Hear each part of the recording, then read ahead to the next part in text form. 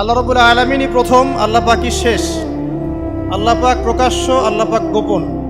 ওয়া হুয়া বিকুল্লি শাইইন আলিম। আল্লাহ পাক বলছেন তিনি প্রত্যেকটা বিষয় সম্পর্কে জ্ঞানী। সূরা হাদীদ আয়াত নাম্বার 3। তো আমরা বুঝতে পারছি যখন কোনো কিছু ছিল না তখন আল্লাহ রাব্বুল আলামিন ছিলেন, আবার যখন কিছু থাকবে না তখন আল্লাহ পাক থাকবেন। কুল্লু মান আলাইহা ফান ওয়া ইয়াবকা ওয়াজহু রাব্বিকা যুল জালালি ওয়াল ইকরাম। সমস্ত কিছু ফানা হয়ে যাবে, শুধুমাত্র আল্লাহ রাব্বুল আলামিনের সত্তা, জাত এটা বাকি থাকবে। তার মানে আল্লাহ পাকই শুরু, আল্লাহ পাকই শেষ। আল্লাহর কোনো শুরু নাই, আল্লাহর কোনো শেষ নাই। এখন কেউ যদি প্রশ্ন করে যে আল্লাহ সব কিছু সৃষ্টি করেছেন, তাহলে আল্লাহকে কে সৃষ্টি করলো? নাউজুবিল্লাহ। তখন আমরা বলবো যদি কেউ আল্লাহকে সৃষ্টি করতো তাহলে তো সেই সৃষ্টিকর্তা হয়ে যেত, তাই নয় কি? এভাবে এক এক করে যদি আমরা পিছনের দিকে যেতে থাকি তাহলে একটা পর্যায়ে গিয়ে তো আমাদেরকে থামতে হবে। আমরা যেখানে গিয়ে থামছেন সেটাই হচ্ছে আল্লাহ রাব্বুল আলামিন। আল্লাহ পাকের আগে কিছুই ছিল না, বরং অতীত, বর্তমান, ভবিষ্যৎ এটা সময়ের মধ্যে আছে, যে সময়ের মধ্যে আমরা বাস করছি। আল্লাহ রাব্বুল আলামিনের কাছে এরকম অতীত, বর্তমান, ভবিষ্যৎ কিছু নাই। আল্লাহ রাব্বুল আলামিন একা ছিলেন, তখন কিছুই ছিল না। আবার যখন সব কিছু ধ্বংস হয়ে যাবে আল্লাহ পাক একাই থাকবেন, আর কিছু থাকবে না। এখন আল্লাহ পাক সর্বপ্রথম সৃষ্টি করলেন আরশে আজিম। কি সৃষ্টি করলেন? এবং আরশটা পানির উপরে ছিল। কিসের উপরে? পানির উপরে। এরপরে আল্লাহ রাব্বুল আলামিন সৃষ্টি করেছেন কলম। আল্লাহ পাকের কাছে লাউহে মাহফুজ আছে। লাউহে মাহফুজ মানে সুরক্ষিত একটা ফলক। এখানে আল্লাহ পাক কলমকে বললেন লিখো। কলম বলল যে মাযা আকতুব, আমি কি লিখবো হে আল্লাহ? আল্লাহ পাক বললেন কিয়ামত পর্যন্ত যা যা হবে, শেষ দিন পর্যন্ত যা কিছু ঘটবে লিখে ফেলো। কলম লিখে ফেলেছে কিয়ামত পর্যন্ত কি কি হবে। অতএব আপনার রিজিক নিয়ে এত টেনশন করার কোনো দরকার নেই। বিয়ে শাদী হচ্ছে না, এই জন্য কবরে গিয়ে মানত করার কোনো দরকার নেই। সময় মতো হবে ইনশাআল্লাহ। যখন রিজিক তাকদিরে লেখা আছে সময় মতো ইনশাআল্লাহ হবেই। তাকদিরের বাইরে কিছু হবে না। তো আল্লাহ পাক তাকদির লিখে ফেললেন। এমনকি লাউহে মাহফুজে কোরআনও লিপিবদ্ধ আছে। সূরা বুরুজ পড়েন নাই? বাল হুয়া কুরআনুম মাজিদ ফি লাউহিম মাহফুজ। লাউহে মাহফুজ থেকে কোরআন মাজিদ নাজিল করা হয়েছে প্রথম আসমানে। এরপর প্রথম আসমান থেকে আস্তে আস্তে ধাপে ধাপে বিভিন্ন ঘটনার পালাক্রমে রাসূলুল্লাহ সাল্লাল্লাহু আলাইহি ওয়াসাল্লামের কলবের মধ্যে জিবরাইল আলাইহিস সালামের মারফতে ওহী করা হয়েছে। এই হলো কোরআন, যেটা নাজিল হতে সময় লেগেছে 23 বছর। তো লাউহে মাহফুজ আল্লাহ রাব্বুল আলামিন সব লিখে ফেললেন। এভাবে 6 দিন, আল্লাহ পাকের হিসেবে 6 দিন কত লম্বা আল্লাহ ভালো জানেন। 6 দিনে আল্লাহ রাব্বুল আলামিন এরপর সৃষ্টি করলেন পুরো মহাবিশ্ব। পুরো মহাবিশ্ব বলতে আমি শুধু পৃথিবীর সৌরজগৎ বোঝাচ্ছি না। এই মঙ্গল, বুধ, শনি, বৃহস্পতি এইটুক না, এরকম হাজার হাজার সৌরজগৎ মিলে একটা গ্যালাক্সি হয়, আর হাজারটা গ্যালাক্সি মিলে গিয়ে একটা আসমান হচ্ছে, মহাকাশের একটা ছায়াপথ আসমান হচ্ছে। তো এরকম 7টা আসমান বা 7টা মহাবিশ্ব আল্লাহ পাক সৃষ্টি করলেন মাত্র 6 দিনে। কয় দিনে? ফি সিত্তাতি আইয়াম। 6 দিন আল্লাহ পাক সৃষ্টি করলেন। এরপর আল্লাহ রাব্বুল আলামিন প্রত্যেক মহাকাশে তার যার যার কাজ সেটা দিলেন। যেখানে যেখানে মাখলুক সৃষ্টি করা আল্লাহ পাক করলেন। আল্লাহ রাব্বুল আলামিন মালায়েকা সৃষ্টি করলেন নূর দিয়ে। কি দিয়ে? আলো দিয়ে। আলোর মধ্য দিয়ে আল্লাহ রাব্বুল আলামিন ফেরেশতা সৃষ্টি করলেন। আল্লাহ পাক জিন সৃষ্টি করলেন। জিন কি দিয়ে? আগুন দিয়ে। একদম যেটা উত্তপ্ত আগুন, লাল আগুন, সেই আগুন দিয়ে আল্লাহ পাক জিন জাতিকে সৃষ্টি করলেন। সৃষ্টি করার পর আল্লাহ রাব্বুল আলামিন জিন জাতিকে পৃথিবীতে পাঠিয়েছেন। কোথায়? আর এখন মানুষ পৃথিবীতে যা করছে, জিন জাতীয় কিছুটা এরকমই কাজ করেছে, বরং তার চেয়েও হয়তো বেশি করেছে। পৃথিবীতে সে ফিতনার ফাসাদ সৃষ্টি করেছিল। এক পর্যায়ে আল্লাহ রাব্বুল আলামিন জিন জাতিকে ধ্বংস করে দিলেন।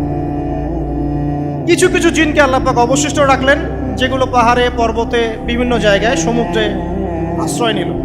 পাহাড়ি এলাকাগুলোতে জিন থাকে, গভীর সমুদ্রে জিন থাকে, হ্যাঁ, জঙ্গলে জিন থাকে। এরকম কিছু জায়গা আছে, এগুলোর মধ্যে জিনরা থাকে। ওদেরকে ডিস্টার্ব করতে গেলে সমস্যা, আপনাকে ধরে ফেলবে। আর যদি প্রতিদিন সকাল সন্ধ্যার জিকির আজগার ঠিকঠাক মতো না করেন, কোরআন তেলাওয়াত ঠিকঠাক মতো না করেন, নামাজি না হন আর পবিত্র না থাকেন, তাহলে জিন ধরার সম্ভাবনা বেশি। আর আমার মনে হয় এখনকার যে মেয়েগুলো রাস্তাঘাটে ঘোরাফেরা করে, এদের বেশিরভাগই জিন ধরা। কারণ আছে, এমনি এমনি বলি নাই। এটা আপনাকে বুঝতে হলে আল্লাহ এবং তার রাসূলের চোখ দিয়ে দেখতে হবে তো, কারণ তাদের চালচলন স্বাভাবিক না, কিছু একটা ওদের উপর ভর করেছে। ভরটা করার কারণে তার চালচলন আজকে এমন হয়ে গেছে। এবং বহু মেয়ের ঘটনা এমন শোনা যায় যে সরাসরি তারা জিন দ্বারা ইফেক্টেড হয়। দেখেন না, রুকিয়া করতে হয়, শারীরিকভাবে রুকিয়া করতে হয়। তো খেয়াল রাখবেন, সকাল সন্ধ্যার জিকির আজগার ঠিক রাখবেন, কোরআন তেলাওয়াতটা ঠিক রাখবেন, নামাজি হবেন, পাক পবিত্র থাকবেন, জিন আপনাকে কোনো ক্ষতি করতে পারবেন না ইনশাআল্লাহ। জিনরা কিন্তু রাসূল সাল্লাল্লাহু আলাইহি ওয়াসাল্লামেরও ক্ষতি করার চেষ্টা করেছিল। আল্লাহর রাসূল সাল্লাল্লাহু আলাইহি ওয়াসাল্লাম ওটাকে ধরেছিলেন, ধরে মসজিদের খুঁটির সাথে বেঁধে রেখেছে। নামাজের মধ্যে জিন আমাদের নবীকে ডিস্টার্ব করেছিল, আল্লাহ রাসূল ওই জিনকে ধরেছেন, ধরে খুঁটির সাথে বেঁধে রেখেছে। তারপরে তার মনে পড়লো সুলাইমান আলাইহিস সালামের কথা। সুলাইমান আলাইহিস সালাম বলেছিল আল্লাহকে, আল্লাহ আমাকে যে ক্ষমতা তুমি দিয়েছো, আমার পরে কাউকেই ক্ষমতা আর দিও না। আর সুলাইমান আলাইহিস সালামকে আল্লাহ পাক জিন জাতিকে অনুগত করে দিয়েছিলেন। সুলাইমান আলাইহিস সালামের নির্দেশে জিন জাতি বিভিন্ন কাজ করত, এমনকি সমুদ্রের মধ্যে ডুবুরির কাজও করত, সমুদ্রের ভিতর থেকে রত্ন বের করে নিয়ে আসতো। এগুলো কিন্তু অলিক রূপকথা নয়, সত্য ঘটনা। তখন নবী সাল্লাল্লাহু আলাইহি ওয়াসাল্লাম বললেন যে আমার ভাই সুলাইমানের কথা আমার মনে পড়ে গেল, তাই আমি জিনটাকে ছেড়ে দিলাম।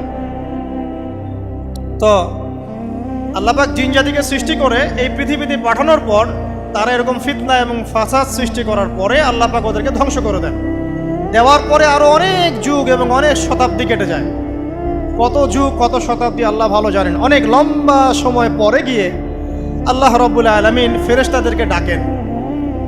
কাদেরকে ডাকেন? তাদেরকে ডেকে বলেন, ওয়া ইয ক্বালা রাব্বুকা লিল মালায়েকা, স্মরণ করো নবী সেই সময়ের কথা যখন তোমার রব ফেরেশতাদেরকে ডাকলেন, ডেকে বললেন, ইন্নী জাইলুন ফিল আরদি খলিফা, হে ফেরেশতা মণ্ডলী, আমি পৃথিবীতে আমার খলিফা পাঠাতে চাই। কি পাঠাতে চাই ভাই? খলিফা। খলিফার দুটো অর্থ, একটা হচ্ছে ওই যে জিনরা যে চলে গেল, ওর স্থলাভিষিক্ত হয়ে আরেকটা জাতি, স্থলাভিষিক্ত হওয়া। আরেকটা ব্যাখ্যা হচ্ছে খলিফা শব্দের মানে হচ্ছে যে ব্যক্তি আল্লাহ পাকের বিধান অনুযায়ী পৃথিবীতে বিচার ফয়সালা করে, সে আল্লাহর খলিফা। আমি কি বুঝাতে পারছি? আল্লাহ পাক ফেরেশতাদেরকে বললেন, আমি পৃথিবীতে আমার খলিফা পাঠাতে চাই, প্রতিনিধি, এবং যে আল্লাহর বিধান দ্বারা বিচার ফয়সালা করে। তখন ফেরেশতারা বলছেন, ক্বালু, ফেরেশতারা বলছেন, আতাজআলু ফিহা মান ইউফসিদু ফিহা ওয়া ইয়াসফিকুদ দিমা, হে আল্লাহ, আপনি কি এমন কোন সৃষ্টিকে আবার পৃথিবীতে পাঠাতে চান যে পৃথিবীতে গিয়ে ফিতনা ফাসাদ সৃষ্টি করবে অথবা রক্তপাত ঘটাবে? ফেরেশতারা এই কথা কিভাবে বলতে পারলো? হ্যাঁ, জিন জাতির অভিজ্ঞতার আলোকে। ঠিক আছে? তখন আল্লাহ পাক বলছেন, ইন্নী আ'লামু মা লা তা'লামুন, দেখো আমি যা জানি তোমরা তা জানো না। মানে তারা ফিতনা ফাসাদ সৃষ্টি করতে পারে, কিন্তু আমার কিছু মুখলেস বান্দা থাকবে যারা এই পথে পা বাড়াবে না। আচ্ছা, এবার আল্লাহ রাব্বুল আলামিন আদম আলাইহিস সালামকে সৃষ্টি করলেন। আল্লাহ পাক নিজের হাত দিয়ে আদম আলাইহিস সালামকে সৃষ্টি করেছেন। সূরা সদের মধ্যে আল্লাহ পাক বলেছেন, দেখুন মহাবিশ্বের কোনো সৃষ্টির ব্যাপারে বলা হয়নি যে খলাকতু বিয়াদাই, আমি নিজ হাতে তাকে সৃষ্টি করেছি। শুধুমাত্র আদম আলাইহিস সালাম, আমাদের পিতার ক্ষেত্রে বলা হয়েছে খলাকতু বিয়াদাই, আমি নিজ হাতে তাকে সৃষ্টি করেছি। কত সম্মান, কত ভালোবাসা, তাই না? এবার আল্লাহ রাব্বুল আলামিন আদম আলাইহিস সালামকে সমস্ত নাম শিক্ষা দিলেন। সমস্ত নাম মানে কি? ওয়াল্লামা আদামাল আসমাআ কুল্লাহা, আল্লাহ পাক বলছেন এরপর আমি আদম আলাইহিস সালামকে মহাবিশ্বের যত জ্ঞান আছে সমস্ত নাম শিক্ষা দিয়ে দিলাম। সুবহানাল্লাহ। যেই জ্ঞান ফেরেশতাদেরও ছিল না, যেই জ্ঞান ইবলিসেরও ছিল না। ইবলিস কিন্তু অনেক জ্ঞানী ছিল, অনেক বড় আবেদ ছিল, সে দীর্ঘদিন আল্লাহর ইবাদত করেছে, কিন্তু এই জ্ঞান কিন্তু তারও ছিল না, ফেরেশতাদেরও ছিল না। সুম্মা আরাদাহুম আলাল মালাইকা, এরপর আল্লাহ রাব্বুল আলামিন আদম আলাইহিস সালামকে ফেরেশতাদের সামনে নিয়ে আসলেন, উপস্থাপন করলেন। মহাবিশ্বের ঘটনা, এটা ঘটছে, চিন্তা করেন, এটা কিন্তু ঘটেছে আগে, অতীত। এবার সমস্ত ফেরেশতার সামনে আদম আলাইহিস সালামকে নিয়ে আসা হচ্ছে। এবার বলা হচ্ছে যে হে ফেরেশতারা, তোমরা এই নামগুলো বলে দাও দেখি, তোমরা যদি সত্যবাদী হও। তো ফেরেশতারা বলছেন লা ইলমা লানা ইল্লা মা আল্লামতানা, হে আল্লাহ, আপনি আমাদেরকে যা শিখিয়েছেন এর বাইরে তো কোনো জ্ঞান নাই আমাদের। তারপর আল্লাহ পাক আদমকে বললেন আলাইহিস সালাম, হে আদম, তুমি সব নাম বলে দাও দেখি। এরপর আদম আলাইহিস সালাম সমস্ত নাম একটা একটা করে বলে দিলেন। তাহলে আমাদের পিতা জ্ঞানী ছিলেন না অজ্ঞ ছিলেন? আর আমরা তার সন্তান হিসেবে জ্ঞানী না অজ্ঞ? এটা আমাদের শোভা পায়। আমাদের পিতা ছিলেন মহাবিশ্বের সবচেয়ে জ্ঞানী সত্তা। আল্লাহ রাব্বুল আলামিন তাকে জ্ঞান শিক্ষা দিয়েছেন, সমস্ত জ্ঞান।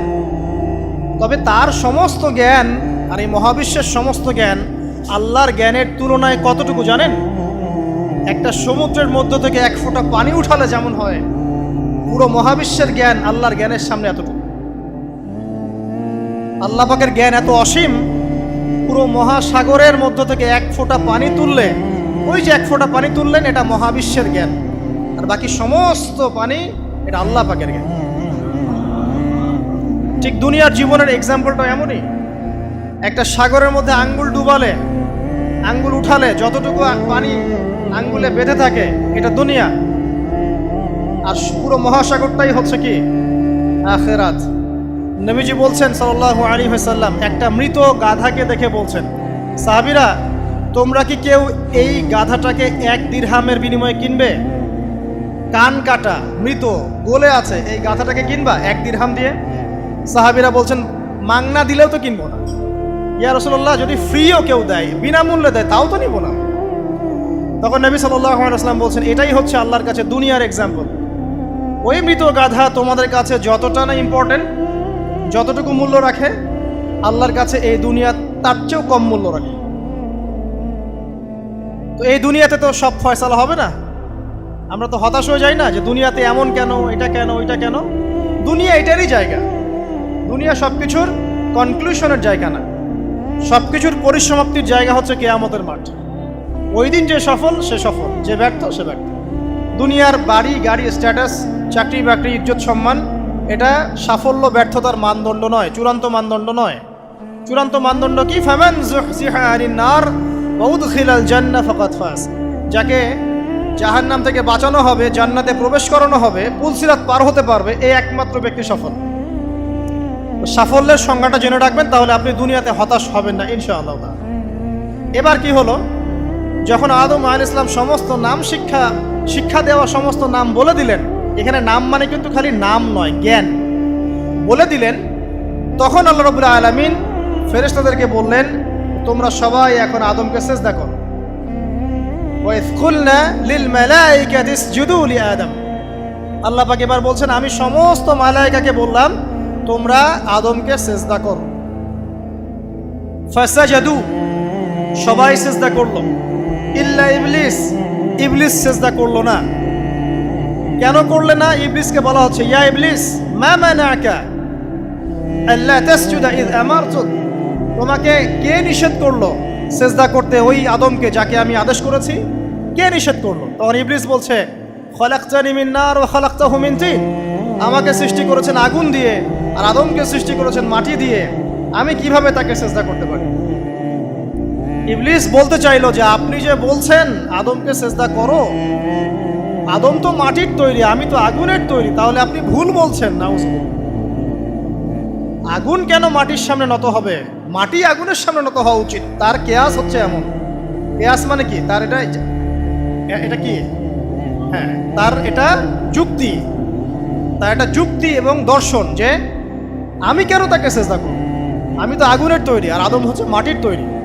তো খলাকতাহু মিন নার ওয়া খলাকতানি মিন তিন, খলাকতানি মিন নার ওয়া খলাকতাহু মিন তিন, আমাকে সৃষ্টি করেছেন আগুন দিয়ে, আদমকে সৃষ্টি করেছেন মাটি দিয়ে। আবা ওয়াস্তাকবারা, আল্লাহ পাক বলছেন সে উদ্ধত হলো এবং অহংকার প্রদর্শন করলো। আর আল্লাহ পাক অনেক কিছু মাফ করে দেন, কিছু কিছু বিষয় আল্লাহ পাক মোটেই পছন্দ করেন। তার মধ্যে একটা হচ্ছে অহংকার, তার মধ্যে একটা হচ্ছে শিরক, তার মধ্যে একটা হচ্ছে অন্যের হক নষ্ট করা, তার মধ্যে একটা হচ্ছে আদম সন্তানকে হত্যা করা, তার মধ্যে একটা হচ্ছে বৃদ্ধ বয়সে ব্যভিচার করা, তার মধ্যে একটা হচ্ছে মুরতাদ হয়ে যাওয়া। ওই যে খ্রিস্টান হয়ে যাচ্ছেন না, খালি মরেন তারপর বুঝবেন, খালি মালাকুল মউত আসুক তারপর বুঝবেন। আল্লাহ রাব্বুল আলামিন বলছেন তার রাসূলের মাধ্যমে, কেউ যদি সাক্ষ্য দেয় আল্লাহ ছাড়া কোনো মাবুদ নাই, মুহাম্মদ সাল্লাল্লাহু আলাইহি ওয়াসাল্লাম শেষ নবী, ঈসা ইবনে মারইয়াম আল্লাহর প্রেরিত নবী, আল্লাহর পুত্র নন, জান্নাত সত্য এবং জাহান্নাম সত্য, এই পাঁচটা বিষয় যদি কেউ সাক্ষ্য দেয় ইনশাআল্লাহ সে জান্নাতে যাবে, তার আমল যেমনই হোক না কেন। টাকার বিনিময়ে, চাকরির বিনিময়ে, সমাজসেবার নামে আর চিকিৎসার নামে ঈমান বিক্রি করে ফেললেন, সুবহানাল্লাহ সুবহানাল্লাহ। তোমাদের এই পৃথিবীতে বেঁচে থাকার চাইতে মাটির তলে চলে যাওয়া ভালো। আবর্জনার কোনো প্রয়োজন নাই আল্লাহর এই জমিনে। এই মুসলিম উম্মার আবর্জনার কোনো প্রয়োজন নাই। এই মুসলিম উম্মার ইমানদার সাহসী তরুণ প্রজন্মের দরকার। আল্লাহ পাক কবুল করুন, আমিন। এরপরে কি হলো? ইবলিস সিজদা করলো না, আবা ওয়াস্তাকবার, সে উদ্ধত হলো এবং অহংকার প্রদর্শন করলো। এবার আল্লাহ পাক জিজ্ঞাসা করলেন, কেন করলে না, কেন করলে না? সে বলল যে আগুন দিয়ে সৃষ্টি করেছেন আমাকে, তাকে সৃষ্টি করেছেন আপনি মাটি দিয়ে, সো আপনি ভুল আমি সঠিক, আমি কেন তাকে সিজদা করব? আল্লাহ পাক তখন আর তার প্রতি রহম করলেন না। আল্লাহ পাক তখন তাকে বলছেন ফখরুজ মিনহা, এখান থেকে বেরো। আল্লাহ পাক যেমন গফুর রহিম আরহামুর রহিমিন, ঠিক তেমনি আল্লাহ পাক শাদীদুল ইকাব, কঠিন শাস্তি দাতাও বটে। আল্লাহ পাক শুধু কি দয়াই করবেন, শাস্তি দিবেন না? দিবেন। ফখরুজ, অপদস্থ হয়ে লাঞ্ছিত হয়ে এখান থেকে বের হয়ে যাও। এখানে অহংকার করার অধিকার তোমাকে দেওয়া হয় না, এখান থেকে বের হয়ে যাও। এবার ইবলিস বের হয়ে যাচ্ছে। বের হয়ে যাওয়ার সময় ইবলিস বলছে রব্বি, কি বলছে? রব্বি। দেখেন ইবলিস আল্লাহকে বলছে রব্বি, মানে ইবলিস আস্তিক। ইবলিস কি আস্তিক? ইবলিস আল্লাহ বিশ্বাস করে। ইবলিস বলছে রব্বি, হে আমার রব, আনজিরনি ইলা ইয়াউমি ইউবআসুন, আমাকে কিয়ামত দিবস পর্যন্ত অবকাশ দেন। আমাকে তো বের করে দিচ্ছেন, ঠিক আছে, আমাকে কিয়ামত দিবস পর্যন্ত অবকাশ দেন। শব্দ চয়ন হচ্ছে রব্বি, হে আমার রব। মানে ইবলিস কিন্তু নাস্তিক না। তাহলে এখন যারা এই যে এথিজমে বিশ্বাস করছেন, আসলে এরা কেউ নাস্তিক না, এরা ইসলাম বিদ্বেষী। কখনো দেখবেন না তাদেরকে অন্য ধর্মের কোনো বিষয় নিয়ে কটু মন্তব্য করছে, প্রশ্ন উত্থাপন করছে, এমনটা খুব কমই দেখবেন। এদের যত মাথা ব্যথা ইসলাম নিয়ে। এখানে দেখেন ইবলিসের কথা বলছি, ইবলিস কিন্তু আস্তিক। ইবলিস কি বলছে? রব্বি আনজিরনি ইলা ইয়াউমি ইউবআসুন, হে আমার রব। ইবলিস জানে যে আল্লাহ তার রব। ওই যে সূরা হাশরের শেষের দিকে পড়ে দেখবেন ইবলিস বলে উকফুর, তোমরা কুফরি করো। তারপরে মানুষ যখন কুফরি করে সে বলে আমি ইন্নী আখাফুল্লাহ রাব্বুল আলামিন, আমি আল্লাহকে ভয় করি যে জগৎ সমূহের প্রতিপালক। শয়তানকে মানুষকে জিজ্ঞাসা করবে জাহান্নামীরা, তুমি আমাদেরকে পথভ্রষ্ট করেছিলে। শয়তান বলবে আমি কিচ্ছু করি নাই, আমি তোমাদেরকে কোনো কাজে ফোর্স করি নাই, আমি শুধু তোমাদেরকে ওয়াসওয়াসা দিয়েছি, তোমরা নিজেরাই কাজ করছো। ফালা তালুমুনি ওয়ালুমু আনফুসাকুম, সূরা ইব্রাহিম পড়ে দেখেন। শয়তান বলবে তোমরা আমাকে লানত করো না, নিজেদেরকেই লানত করো, আমি তো তোমাদেরকে বাধ্য করে কাজ করাই নাই, তোমরা নিজেরাই করেছো এই কাজগুলো। আসুন সামনে যাই। এবার আল্লাহ পাক যখন ইবলিসকে বের করে দিলেন, সে বলছে আমাকে কিয়ামত পর্যন্ত অবকাশ দিন। কিয়ামত পর্যন্ত অবকাশ নিয়ে ইবলিস কি করবে? উত্তর, ইবলিস বলছে ফাবিমা আগওয়াইতানি, হে আল্লাহ, যে কারণে বা যে আদমের কারণে আপনি আমাকে এখান থেকে বের করে দিলেন, লাআকউদান্না লাহুম সিরাতাকাল মুস্তাকিম, আমি সে আদম সন্তানের সরল পথে ওত পেতে বসে থাকবো। শয়তানের কথা কি মনে থাকবে যুবক ভাইরা? শয়তানের চ্যালেঞ্জ কি? আমি আদম সন্তানের সরল পথে ওত পেতে বসে থাকবো, মানে আমার আপনার সবার পথে সে ওত পেতে বসে আছে। এটা যদি মাথায় থাকে তাহলে জীবনে চলা সহজ হয় না? আচ্ছা, আর কি করবো? সুম্মা লাআতিয়ান্না মিন বাইনি আইদিহিম, শুধু বসেই থাকবো না, আমি আসবো তাদের সামন থেকে, ওয়া মিন খালফিহিম, তাদের পিছন থেকে, ওয়া আন আইমানিহিম, তাদের ডান দিক থেকে, ওয়া আন শামাইলিহিম, তাদের বাম দিক থেকে, ওয়ালা তাজিদু আকসারাহুম শাকিরিন, হে আল্লাহ, আপনি বেশিরভাগ আদম সন্তানকে শুকরগুজার পাবেন না। কার কথা? শয়তানের এই কথাটা কি সত্য না মিথ্যা? এখন বেশিরভাগ লোক নামাজ পড়ে না পড়ে না? পড়ে। বেশিরভাগ মুসলিমের দাড়ি আছে না নাই? বেশিরভাগ মুসলিম সুদ খায় না খায় না? এখন বেশিরভাগ তরুণ প্রজন্মের জেনায় আছে না নাই? পর্নোগ্রাফি সবাই দেখে না দেখে না? অন্যের সম্পদ আত্মসাৎ মানুষ করছে না? দুর্নীতি করছে না? ঘুষ খাচ্ছে না? ইসলামের বিধান 100% পালন করে কত পার্সেন্ট মানুষ? খুব কম। আচ্ছা বাদ দেন এত বড় বড় কথা, শুধু কোরআনুল কারীম তেলাওয়াত করতে পারে কতজন মানুষ? বলি না আমরা 90% মুসলিমের বাংলাদেশ, তো 90% মুসলিমের বাংলাদেশে কত ভাগ মুসলিম কোরআন তেলাওয়াত করতে পারে? একটা শুমারি করে দেখেন, কোরআন শুমারি। এটা কোরআন শুমারি করে দেখেন যে কত পার্সেন্ট মুসলিম শুদ্ধ করে কোরআন পড়তে পারে। যারা পড়তে জানে তাদেরও পড়া যে কত ভুল আছে, আলেম ওলামার কাছে গেলে বুঝতে পারবেন। আর এই ভুলের কারণে যে অর্থ কত পরিবর্তন হচ্ছে আপনি তো জানেনই না।